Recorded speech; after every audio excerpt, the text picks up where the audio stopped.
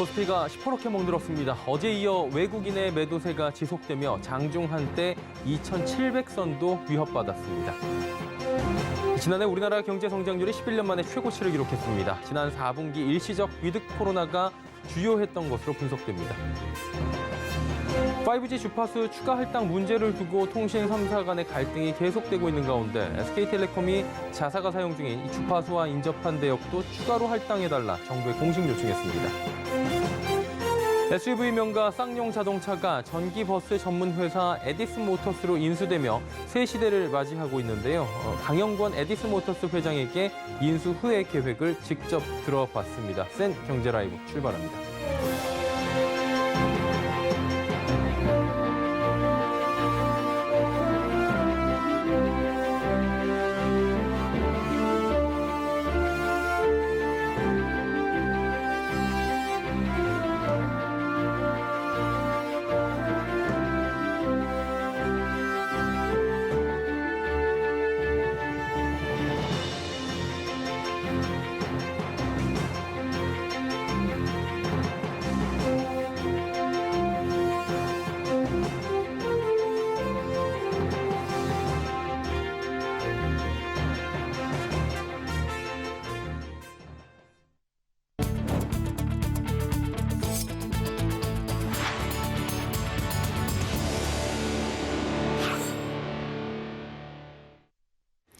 시청자 여러분 안녕하십니까? 센 경제 라이브 서정덕입니다.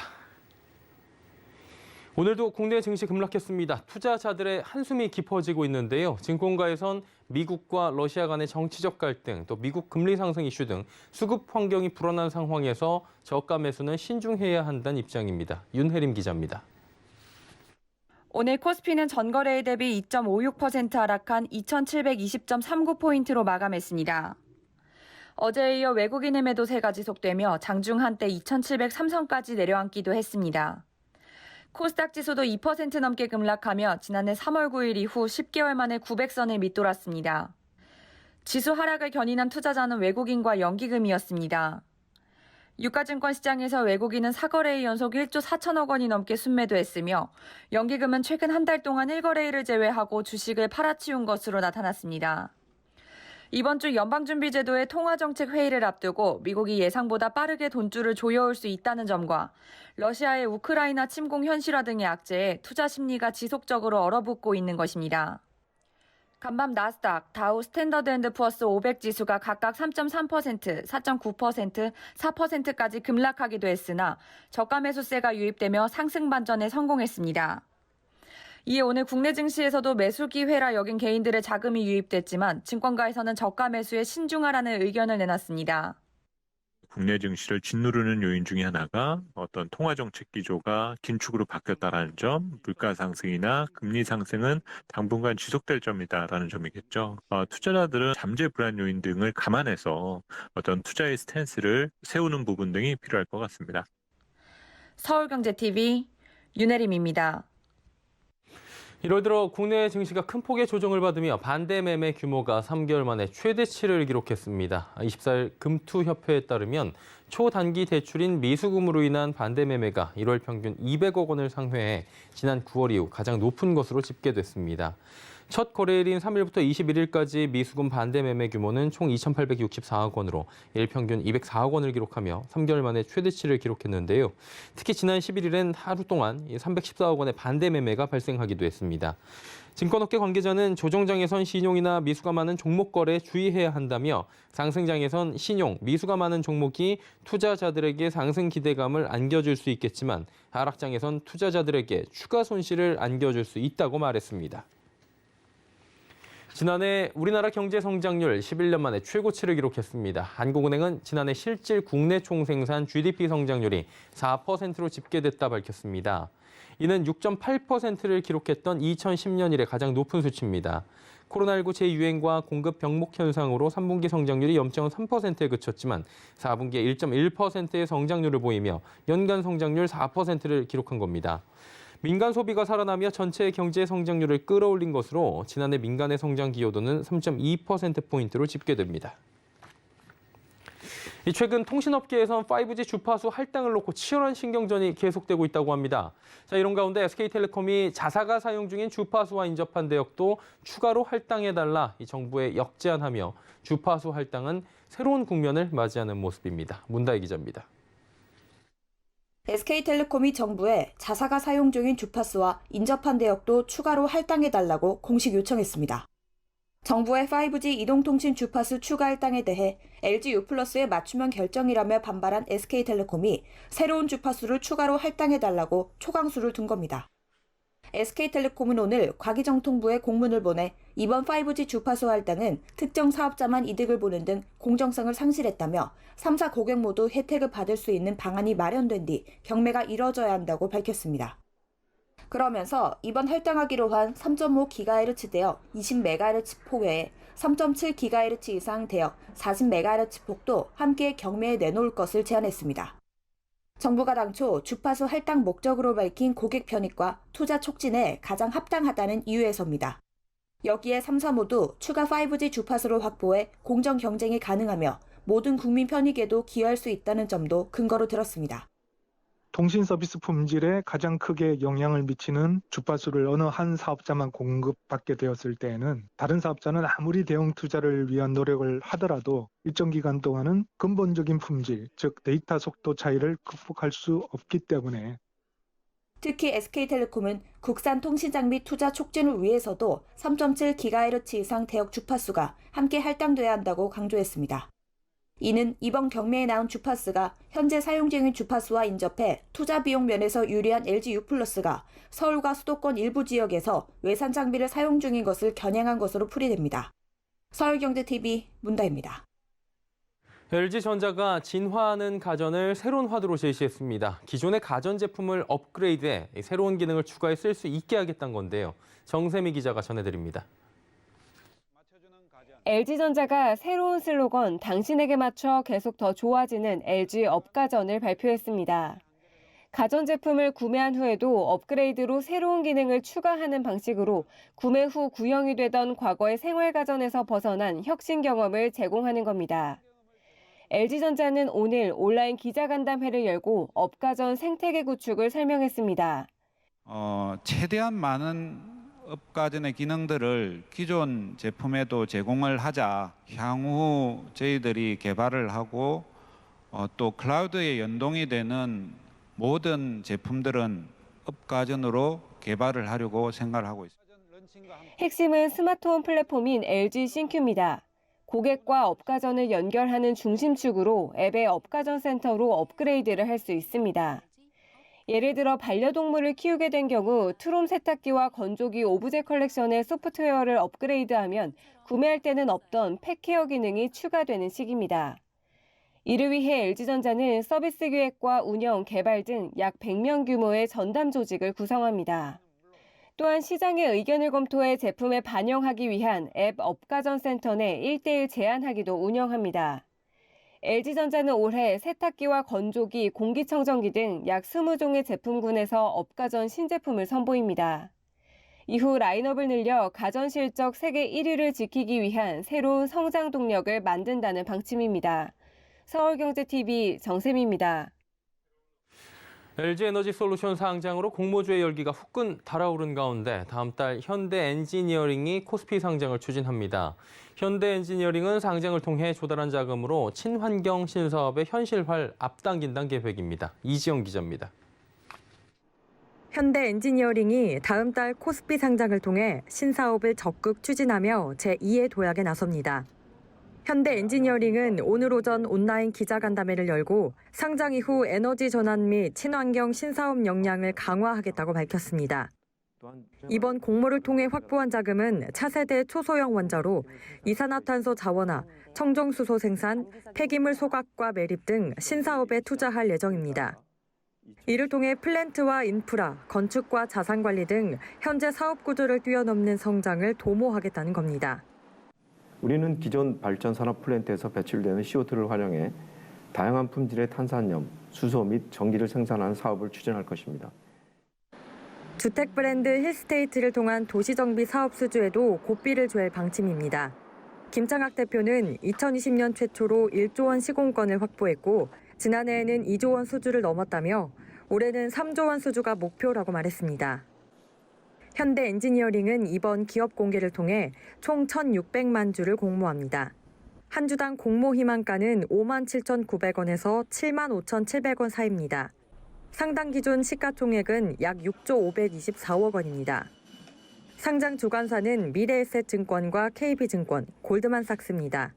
국내외 기관 투자자 대상 수요 예측은 오는 26일까지 진행합니다. 또 일반 투자자 대상 공모주 청약은 다음 달 3일과 4일이고 매매 개시 예정일은 같은 달 15일입니다. 서울경제TV 이지영입니다.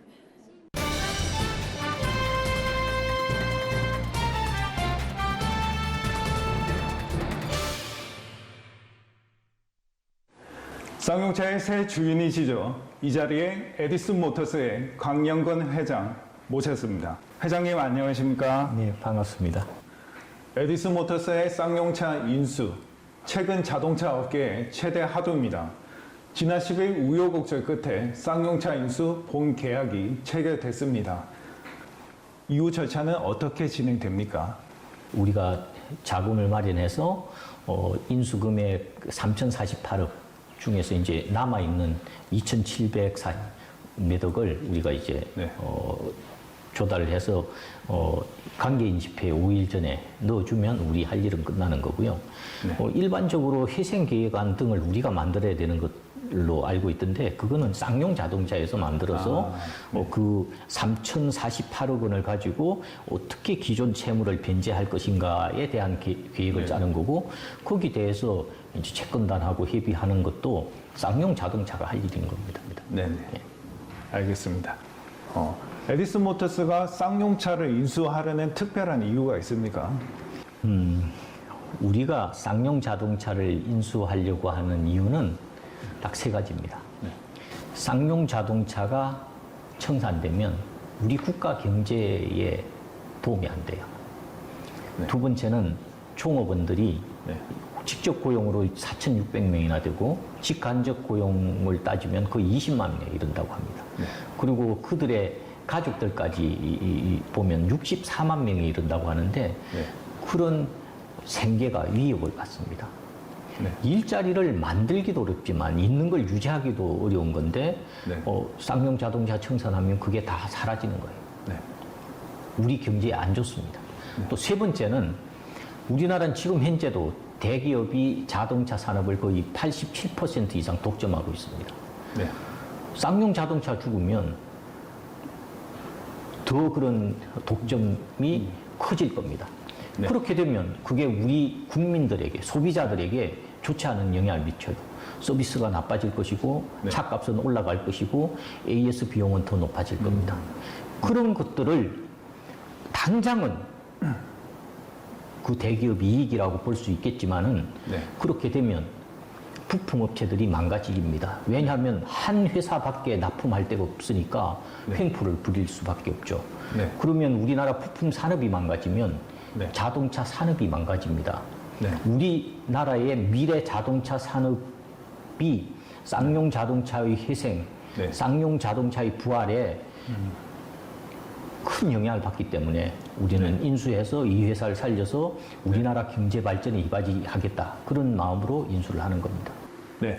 회장님은 지금은 경영자신데 앞서 방송 PD와 산업 폐기물 처리 업체 대표 등 남다른 이력을 가지고 계십니다. 완전 다른 분야인데 전기차 사업에 뛰어든 이유가 있습니까?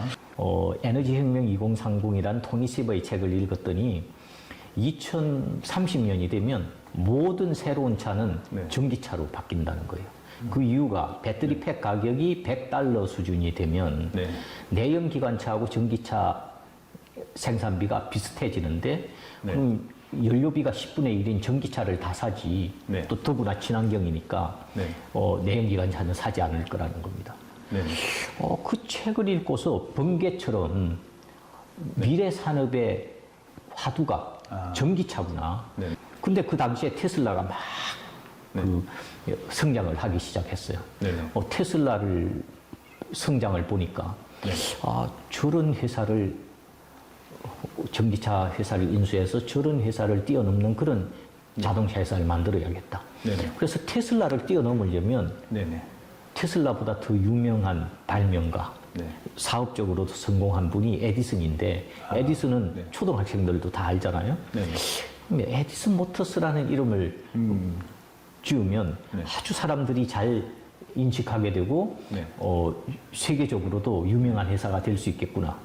그래서 저는 전기차 사업을 시작하려고 했고 그때부터 97년 1월에 인수를 해서 네. 우리가 많은 기술을 발전을 해서 이제는 세계 최고의 전기버스, 네, 버스. 세계 최고 성능, 네. 품질 수준의 전기버스를 생산해서 판매하는 회사가 됐습니다.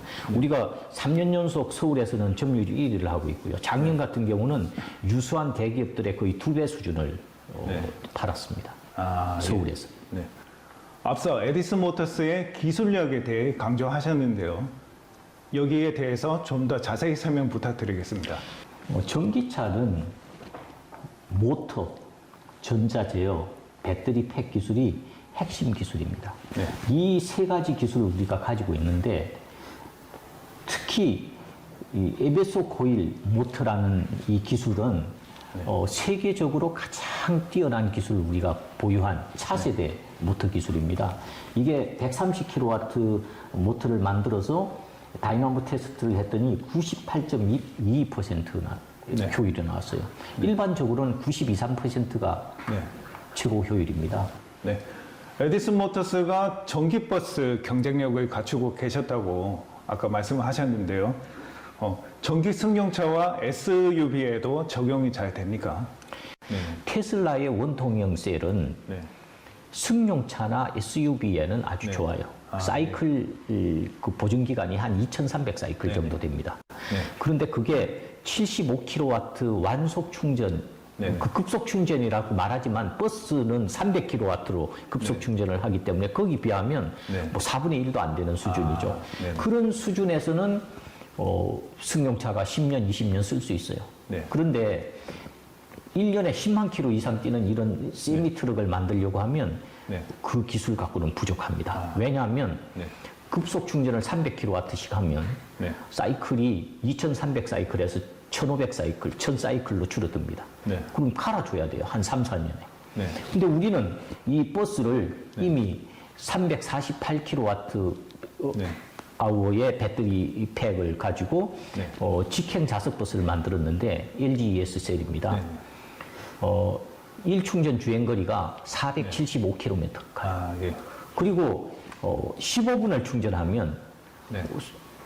전체 용량의 한 40~50%를 다시 충전이 됩니다. 네. 그러면 이런 버스나 트럭이 다니는 길은 빤하기 때문에 거기 한 150km 정도에 하나씩 급속 충전기를 두면 네. 거기서 15분 쉬는 동안에 네. 급속 충전을 하면 뭐 미국이든 중국이든 어느 땅이 넓은 곳에서도 하루에 뭐 1000km, 2000km 얼마든지 주행이 가능한 거예요. 네. 그런 기술이 있기 때문에 그 기술로 이런 그 전기 승용차나 전기 SUV를 우리가 잘 만들어서 네. 국제 경쟁력을 할 수 있다고 주장하는 거지 네네. 그런 기술이 없는데 네. 가능하다고 얘기하는 게 아닙니다. 네네. 이런 대용량 배터리 팩, 네. 급속 충전, 또 그리고 관리 능력, 네. 배터리 팩의 관리 능력 그런 부분들은 단언코 테슬라를 앞서고 있다고 저는 자신 있게 말할 수 있습니다. 네, 알겠습니다. 많은 분들이 쌍용차 인수가 마무리되면 회사 경영에 대한 관심이 쏠릴 것 같아요. 앞으로 회사 운영은 어떻게 하실 계획이신가요? 우리 함양 공장은 네. 기존에 여기 탄소 섬유로 네. 차체를 만들고 해요. 이런 시설은 사실은 오토클레이브라는 성형로를 통해서 네. 우리가 원래는 네. 비행기 날개라든지 네.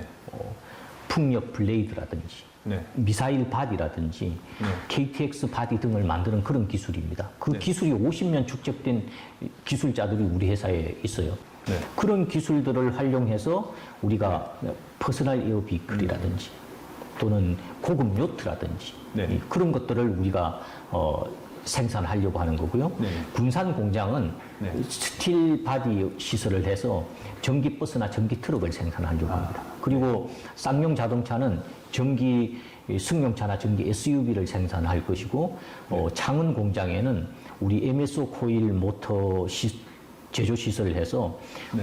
세계에 우리 모터를 팔 그런 계획을 가지고 있습니다. 끝으로 앞으로 포부에 대해 한 말씀 부탁드리겠습니다. 저는 세계에 20개의 조인트 벤처 컴퍼니, 연 30만 대에서 50만 대 생산하는 조인트 벤처 컴퍼니를 설립하면 우리가 연간 600만 대에서 1000만 대 파는 그런 회사가 될 수 있습니다. 그런 회사가 되면 10년 이내에 테슬라를 추월할 수도 있다. 이렇게 큰 포부를 가지고 열심히 일을 하려고 합니다. 저의 바람은 쌍용 자동차가 지금까지 많은 우여곡절을 겪었지 않습니까? 참 어려움이 많았던 회사입니다.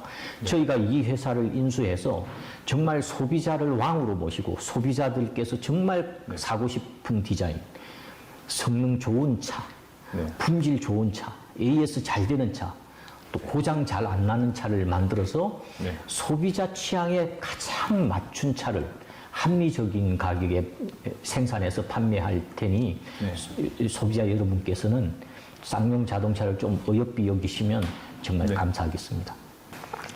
에디슨 모터스가 대한민국을 넘어 세계로 도약하는 전기차 생산업체로 성장하길 기대해 보겠습니다.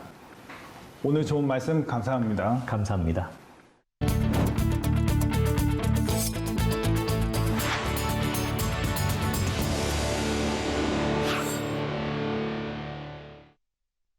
메르세데스 벤츠 코리아가 전동화와 디지털, ESG에 초점을 맞춘 경영 전략을 내놨습니다. 특히 순수 전기차를 앞세워 시장 공략에 나선다는 계획인데요. 장민선 기자입니다. 메르세데스 벤츠가 EQ 중심의 포트폴리오를 한층 강화해 한국 시장의 전동화 전략을 더욱 구체화하기로 했습니다. 이를 위해 벤츠 코리아는 올해 신모델 4대와 부분 변경 모델 2대를 한국 시장에 선보일 계획입니다.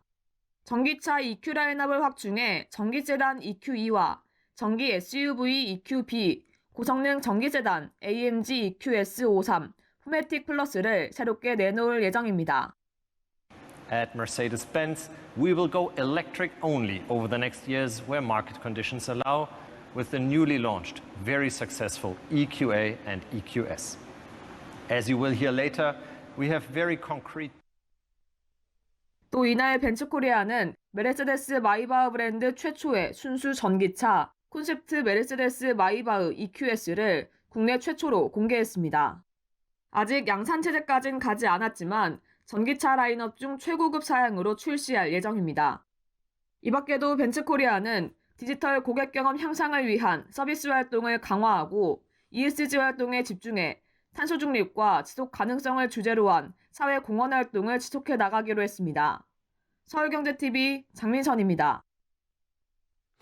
작년 전국적으로 아파트값이 가파른 상승세를 보였었죠. 최근 1년 동안 아파트값 상승세가 가장 컸던 상위 지역 대부분은 경기도에 집중된 것으로 나타났습니다. 서청석 기자입니다.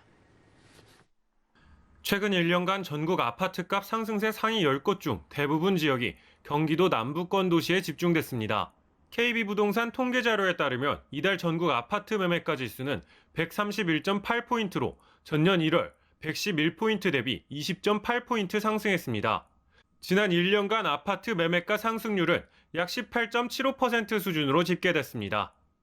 전국 시도 단위 지역 중 매매가 상승률이 가장 컸던 곳은 경기도 오산시로 전년보다 47.87% 상승했습니다.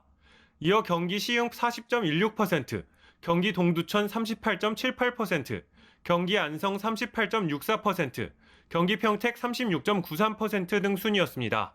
특히 전국 아파트 매매가 상승률 상위 10곳 중 9곳이 경기도 소재였고 이 중에서도 특히 남부권이 오산, 시흥, 안성, 평택, 의왕, 안산, 군포 등 7곳으로 강세를 보였습니다. 경기 남부는 수도권 지하철 호선수, KTX, SRT, 경부고속도로 등 기조선 교통 인프라가 북부 대비 많아서 가격 반영 속도가 더 빠른 것으로 보입니다. 우수한 교통 인프라를 바탕으로 서울 강남, 성남 판교, 화성 동탄, 평택 고덕 등 대형 업무지구 접근성이 좋아 배후 주거 단지로 역할을 하면서 수요가 많아진 것도 경기 남부권 집값 상승의 요인으로 꼽힙니다. 이 같은 교통호재에 힘입어 건설사들은 경기 남부권 도시의 신규 분양을 이어갈 예정입니다. DL건설은 경기 안성시 당황동에 이편한 세상 안성 그랑루체를, 대우건설은 평택시 동삭동에 지제역 푸르지오 엘리아츠를 2월 분양 예정입니다. 한양은 오산시 서동에 오산 세교 한양수자인의 분양을 앞두고 있습니다. 서울경제TV 서청석입니다.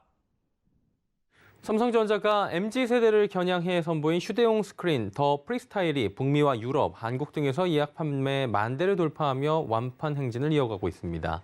글로벌 최대 시장인 북미에선 초기 준비 물량 4,000여 대가 일주일도 안 돼 조기 소진됐고 2차 예약 판매로 약 6,500대가 넘는 실적을 거둬들였습니다. 유럽에선 예약 판매 하루 만에 1,000대가 넘는 제품이 완판됐습니다. 한국에서도 지난 11일 예약 판매 하루 만에 1차 물량 1,000대가 모두 팔렸고 다음 날 진행된 2차 예약 판매에서도 2,000대가량이 팔렸습니다. 더 프리스타일은 180도 회전이 가능해 벽면이나 천장, 바닥처럼 원하는 공간에 최대 100형 크기의 화면을 구현할 수 있는 포터블 스크린입니다. 센 경제 라이브 저희가 준비한 소식은 여기까지입니다. 편안한 저녁 시간 보내시길 바랍니다. 고맙습니다.